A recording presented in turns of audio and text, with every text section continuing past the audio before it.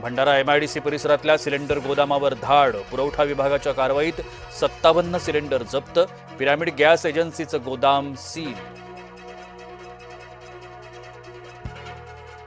तपोवनमधील वृक्षतोड प्रकरणी आज उच्च न्यायालयामध्ये सुनावणी. मनसे पदाधिकारी ॲडव्होकेट नितीन पंडित यांची याचिका, झाडं तोडण्याच्या निर्णयाला स्थगिती देण्याची मागणी. नाशिकमधील ज्योतिषी अशोक खरातला अटक, बलात्काराच्या गुन्ह्यात क्राईम ब्रांचनं केली अटक. पोलिसांनी काही व्हिडिओ देखील केले जप्त. मुंबईकरांसाठी दिलासादायक बातमी, 12 डब्यांच्या लोकल आता 15 डब्यांच्या. 19 मार्च पासून 15 डब्यांच्या लोकल धावणार. नमो शेतकरीचा 8वा हप्ता आठवड्याभरात येणार. शेतकऱ्यांच्या खात्यामध्ये 2000 रुपये जमा होणार.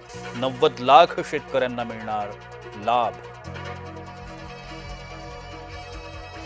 जायकवाडीमधील पाण्याचं बाष्पीभवन वाढलं. धरणाचा साठा सध्या 68%.